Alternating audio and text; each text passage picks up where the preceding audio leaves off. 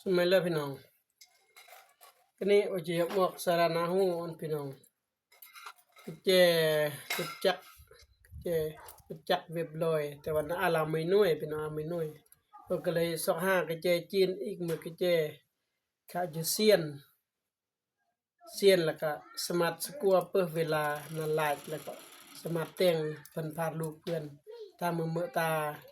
ลองแต่งก็ลองแต่งแต่ว่าพี่น้องต้องน้อมห้องคีนาห้องคีพี่น้องนี่ห้องคีอันน่ะยอดตามห้องอันน่ะพี่ใจจีนก็ยาแต่ว่าอันน่ะทึกลูกอันน่ะทึกห้อง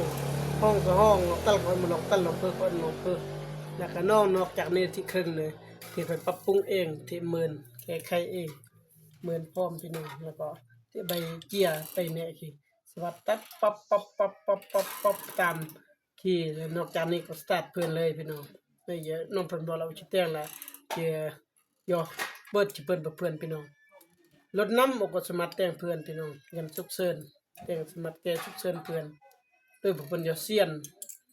อาจจะเซียนอาจจะช้าแต่ว่าที่แก้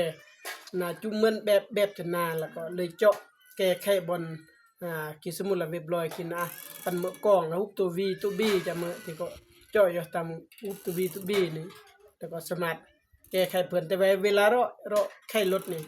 เวลาก็จะที่เจาะมีเราบักที่1ลองเปิดตาเพิ่นเราบักที่2ลองเปิดแล้วก็เงียดอีกจำบักที่3แล้วก็เปิด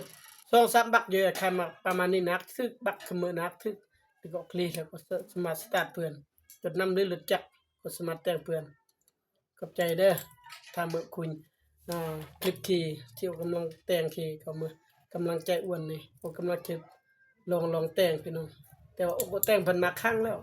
แต่งเพิ่นมักเทื่อแล้วคิดนำแตกต่างอยู่พี่น้องเนาะแต่ว่าจะปรับปรุงแต่งสิ่งที่อันนั้นมันอยู่ขี้ของแท้ขี้ของเทียมแต่สิแต่งนำมือของ